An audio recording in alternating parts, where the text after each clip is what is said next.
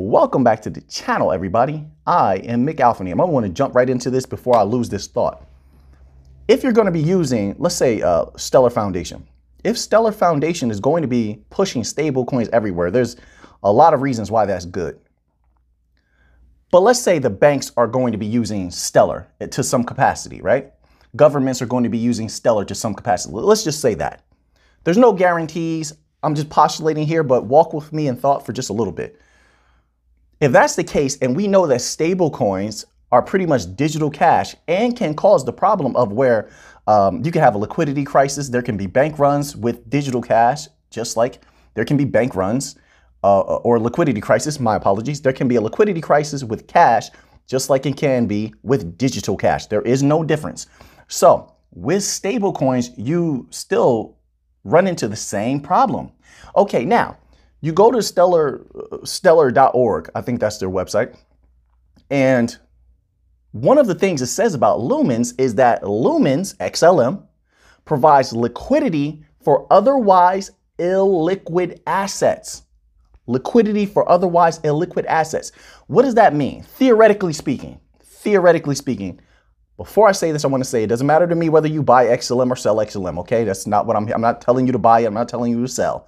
I'm just sharing my thoughts. But XLM provides liquidity for otherwise illiquid assets. We do know that one of the threats of utilizing stablecoins and CBDCs to that also are in that same category is the fact that you can have a lack of liquidity if everybody comes and withdraws their funds all at the same time. Now, going back to what they say on the stellar.org website, Lumens provide liquidity for otherwise illiquid assets, which means what? If you're going to be moving a ton of stable coins, a ton, you're going to need liquidity from somewhere. You're going to need liquidity for somewhere.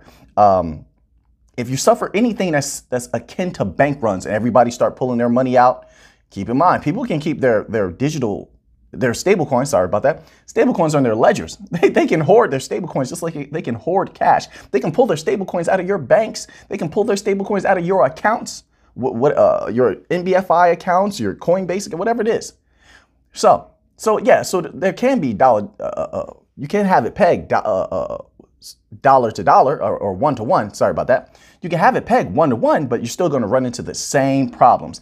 Now, you might say, hey, Alphaname, but wouldn't they already know that? Listen, a lot of this is happening in real time. I'm going to back up what I just said. I just released a members only video where, was it either one of the big supervisory bodies corroborated exactly what I'm saying here. They are concerned about that. Okay. It's in that members only video. I also released 3 documents. Also, another video from a supervisory body. So that's like 5 different things I just released. You have to give that a watch. If you're holding bank coins, you have to know these things. So you know either why that price is going to go up, why it might, is it going to go down? Are they working on projects? What do the banks know? You should know everything, right? Your money's on the line. You should know everything so you can make proper decisions for yourself. Do your own research. You can make your own decisions so you feel comfortable that your money is where you need it to be. One of the supervisory bodies is concerned with exactly what I've been talking about with stablecoins. You need liquidity pools. So let's get back to this. Circle back around. I hope I'm being as eloquent as I can. I hope I'm conveying this clearly. So what I'm theorizing is that in order to move a massive amount of stablecoins, there is no way that you can get around. You need a massive liquidity pool to back it up. You need a massive liquidity pool to back them up. And now, so what would that mean when it comes to XLM? What would that mean for XLM? This is all theoretical, okay? That would mean that you would need to start pooling large amounts of XLM, which is not beyond reasoning. It's very feasible, very possible. You need a giant pool of XLM. Now, keep in mind, XLM can do similar things to what XRP does. XRP, they let it be known, is the liquidity. We can go out on a limb and say that Stellar pretty much declared the same thing when they wrote on their website that XLM provides liquidity for otherwise illiquid assets. You see, this is where what they call volatility is actually confirmation you can interpret it as it's actually confirmation that there is the possibility of having mass liquidity. When you can have a price skyrocketing, then that means you have the propensity towards having a suitable cushion of liquidity for your stable coins, for your cash, whatever is going to be your digital cash. That's what it's proof of. So yes, while they say volatility, we have to start interpreting things and read into that language. The language is much deeper. So, and I would say this: if I'm thinking this, and I tell you this a lot, they have brilliant minds that are their advisors and researchers. You see people from individuals from MIT doing it for the Fed. This is across the board. They have brilliant minds across the board. So if I'm thinking this, I know that they've thought about this. If they're thinking about conscripting and taking in and using stable coins in conjunction with the CBDC, as sort of like a lower tier CBDC, if they're considering that, and they have said that in their documents, I gave them to you. I gave you those documents. But if they're thinking about doing that, they're going to need a massive liquidity pool. So even though, and I would love for Stellar to talk about XLM more, say that word XLM more, I would like that.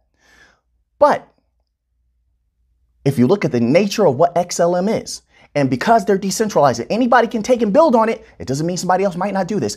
But you could create massive liquidity pools with XLM to pad and create a liquidity cushion for your stable coins, which maybe, just maybe, no guarantees, maybe that's what they're thinking by pushing stable coins everywhere. Understanding that the liquidity is literally chained to stable coins. The stable coins need that liquidity. There's so many different possibilities, and hey, that's it. That's if everything goes according to plan. Anything is possible. Okay, so looking at it that way right now, and also keep in mind when it comes to Stellar, although the Stellar Foundation plays a big part in pushing the blockchain. And lumens are, as the Stellar Foundation puts it, everyone must have lumens in order to use Stellar. That's what their website says. So they say that, they give you a little bit about lumens. It's a native token. They are not the biggest reason why XLM's price could skyrocket. You know, you could get a parabolic run out of XLM. They're not the reason why, right? Not the major reason. They play a small part. They're not the major reason.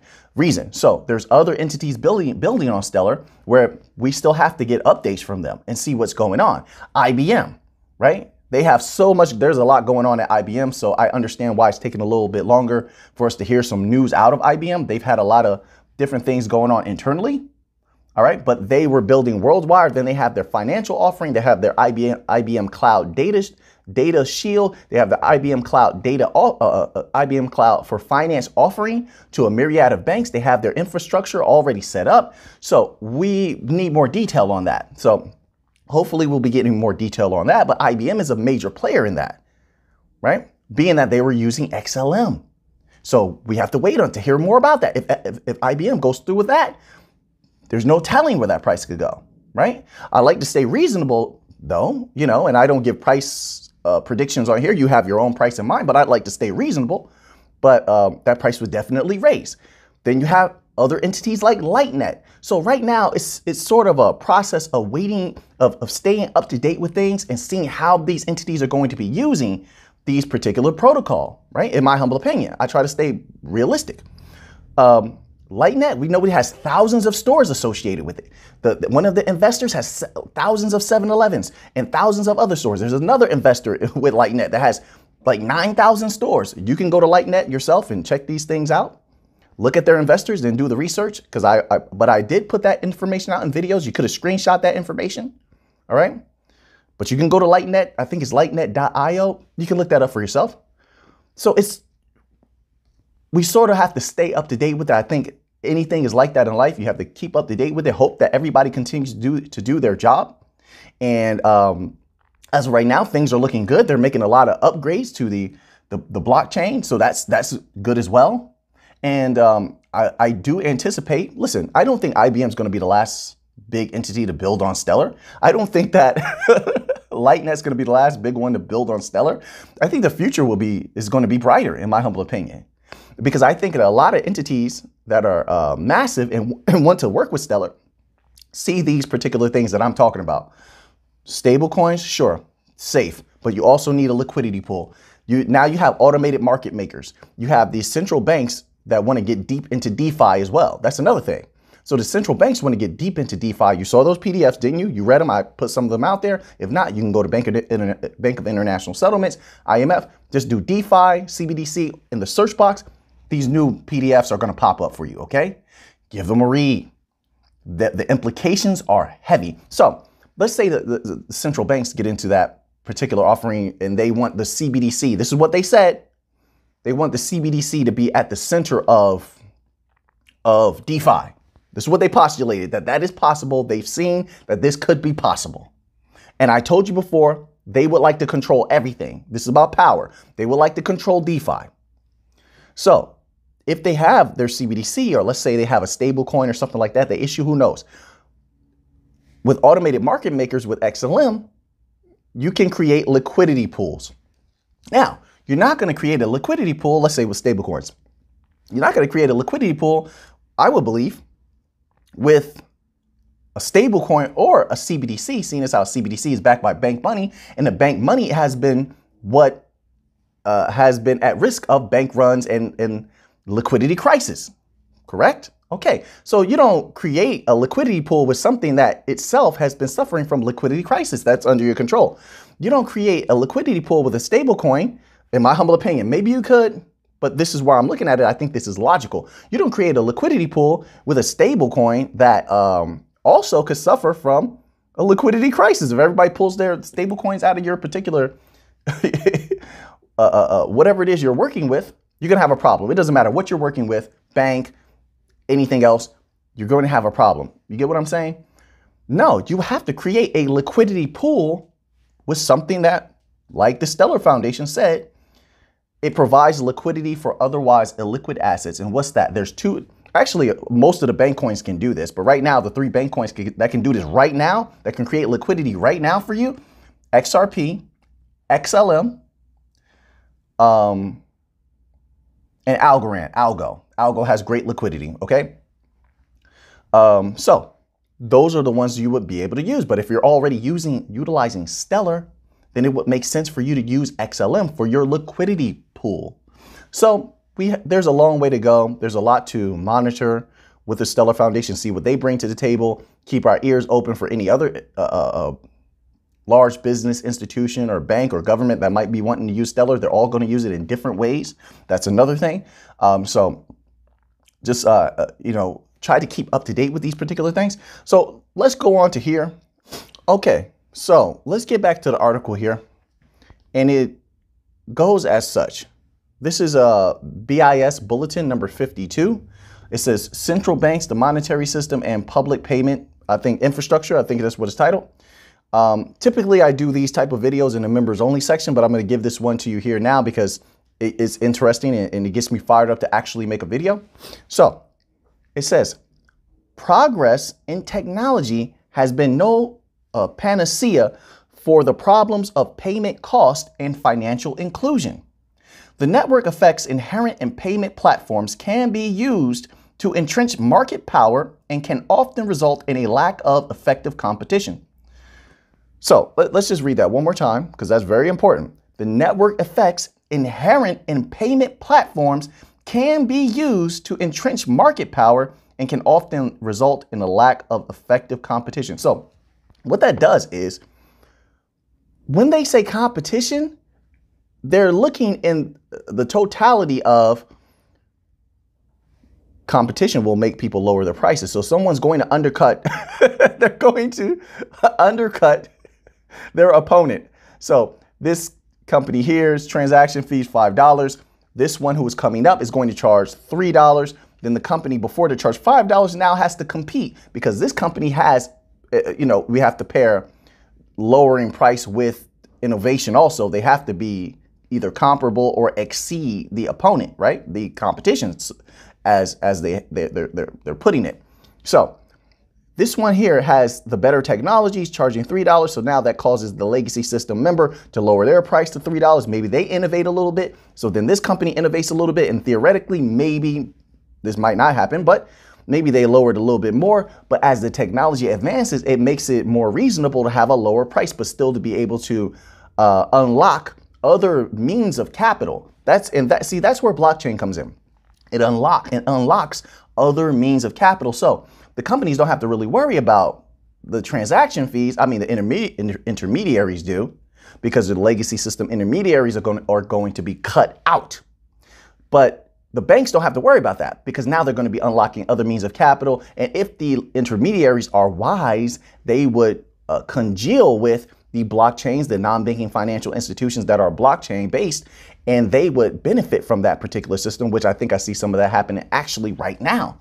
So you can have that happen, but what it would do is it would negate the fact that they're lowering their transaction fees, because all of this other capital would be unlocked, and then it would be accessible. And I'm talking about capital streams that were not accessible to them before, right?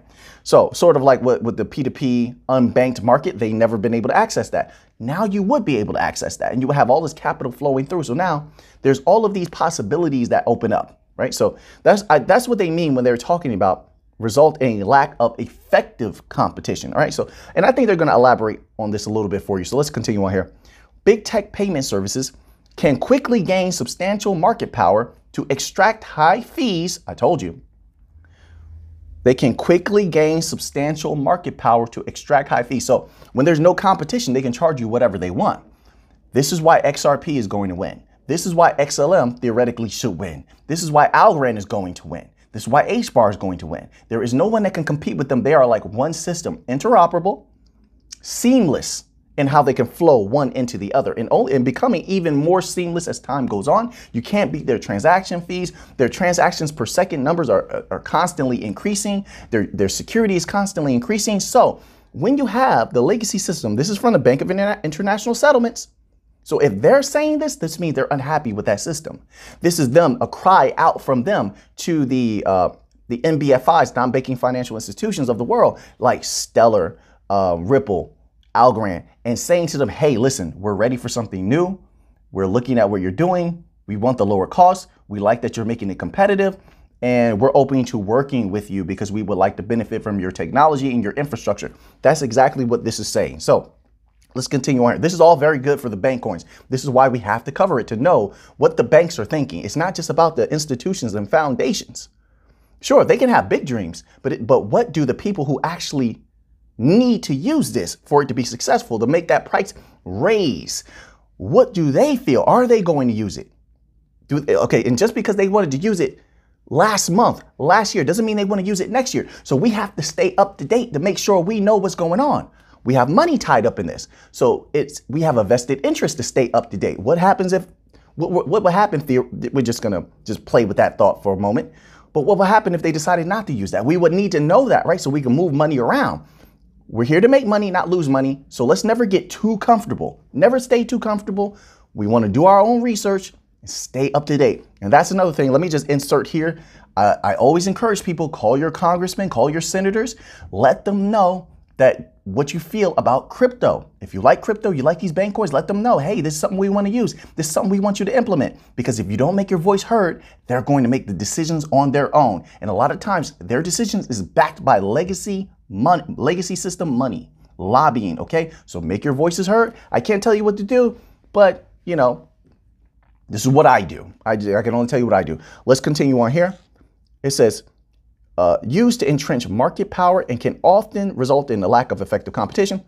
Big tech payments can quickly gain substantial market power to extract high fees and valuable data. They misuse the data. And see, it's not the banks, it's the intermediaries. The intermediaries want that data because a lot of times they extract that data and they sell that data. There's big money on your information. There's big money out there for selling your information. This is why when you load up a website, if you're not using like cookie blockers and stuff like that, there's all types of cookies they're putting in your computer to track everything you do. They take that information, they sell it, and they make big money.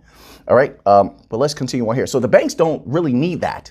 They don't really care about that. That's why the Bank of International Settlements propose to separate personal information like your name, your address from the CBDCs. have the CBDCs operate, of course, it's a liability of the central bank, but have the CBDCs operate as more of like a digital cash.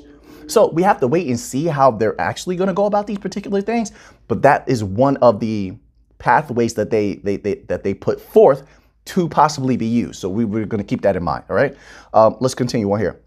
It says, in many economies, there is also the market dominance of the major banks together with card networks. This is the legacy system they're talking about, that enjoy substantial rents. So it's the major banks. The major banks began utilizing these particular card networks. Of course, the card networks were very, very successful. But when you don't have competition, and all of this is linked, obviously, when you don't have competition, those fees start to skyrocket. OK, and so the banks have tried some of that as well. It's the commercial banks. The commercial banks, there are quite a few rogue commercial banks who have hurt their own customers. And so customers are dissatisfied with them. And this is why now the central banks, which are being drugged into this mess, the central banks are much better than the commercial banks and all of the other banks out there. There's different types of banks, but they're being drugged into this because the customers are looking away from the banking system as a whole. The customer doesn't care that it's a commercial bank or whatever other type of banks there are specifically out there. They don't care. They just say, we don't like the banks, so I'm going to use crypto. I'm going to use Coinbase. I'm just using Coinbase as an example. There's a lot of great ones out there where you can use them as pretty much they're similar to bank accounts, and you have your crypto card, and heck, you're using your crypto card and they're paying you significantly in crypto.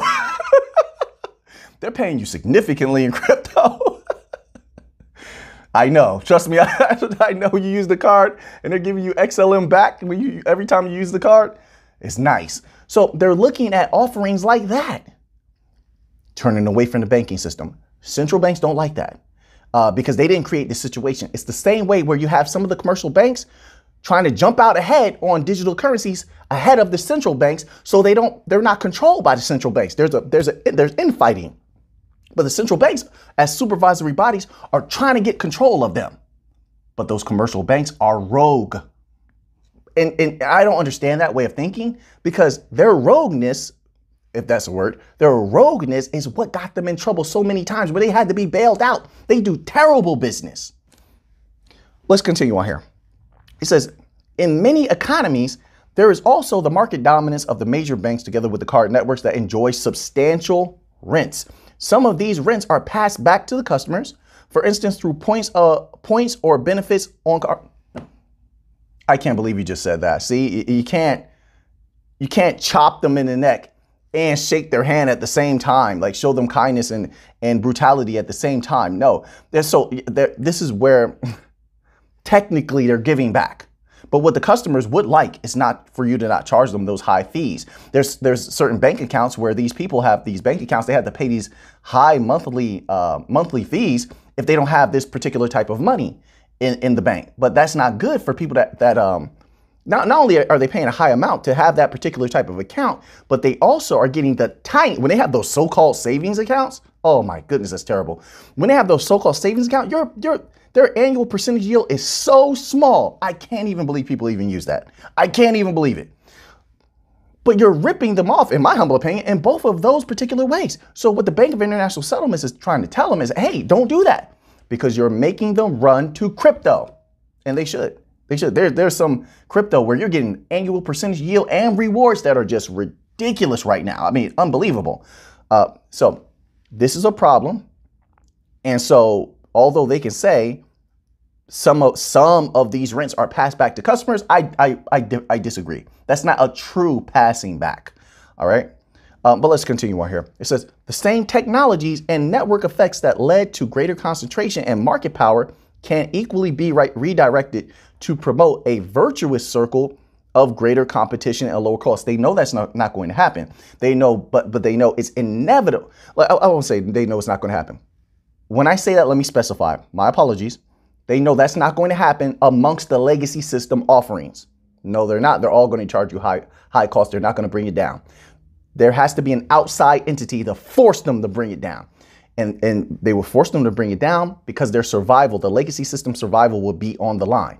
That outside presence right now is the blockchains, right? The bank coins, Ripple, Stellar. This is why they've met so much resistance when it comes to governments, mass adoption, etc. Because of that, they know that they're in a fight for their existence. That is going to force them to compete. If they don't, they'll be put out of business very easily. People would much rather pay 0.00001 lumen or whatever it is. H-bar, Ripple, XRP, sorry about that. They'd much rather pay in that. Volatility and all, or a stable coin on Stellar using XLM as liquidity. Same thing with Ripple, but just using either XRP outright or a stable coin is backed by XRP liquidity. Same thing. They would much rather do that than pay $80 to send something cross borders. $80. And that was from was an individual when they had that meeting with the Atlantic Council. There was a high level individual that was there that said they tested the system, and the legacy system tried to charge them. They tried to send just a modicum of money, tiny amount of money, and the legacy system tried to charge them $80 to send that cross borders. So they got exposed on that. So no one wants to pay that type of money. That's just one example. So they will run to the bank coins. Let's just go just a little bit further here. Central bank public infrastructures may be one such approach. Through both publicly provided retail fast payment systems, as well as their close cousins, central bank digital currencies. Central bank digital currency is the only way you're going to survive, and they know it. They know it. But there's so many different facets that have to be put together. This is still an early phase. I notice this as now I'm seeing more developments happen with the foundations and companies. And don't get me wrong, they can get a leg up right now. As soon as that SEC case is open, those prices, in my humble opinion, those prices are going to explode. All right. But that doesn't negate from it's still going to take 4 to 5 years for full infrastructure to be set up, for everything to be up and running smoothly. For the education curve. You've heard them in their documents say that as well. Remember, I've been saying that for a year. There's an education curve. You read PDFs recently from the Bank of International Settlements saying how their employees, and I think the IMF as well, their employees and users of these new systems have to be educated on them. Okay, so I don't want to hold you here too long. It's Friday. Go out there, have some fun. I appreciate everybody being here. I want to say this also about the IMF documents that's very, very strange. Now, I don't know if it's just me. I've experienced this quite a few times. I read a bounty of PDFs off of the IMF, okay? And this is one reason why I like to download all PDFs. As soon as you read them, download them immediately. It seems to me that the IMF at different times will they delete some of their PDFs, or those PDFs are not popping up anymore. When you click those links, they don't come up anymore. Maybe it's just my experience. Maybe something just went haywire, but I clicked a bunch of times. And some PDFs from the past that were monumental. Don't get me wrong. I have them downloaded. But there's so many PDFs I have downloaded. I didn't feel like sifting through all of that. So I just type in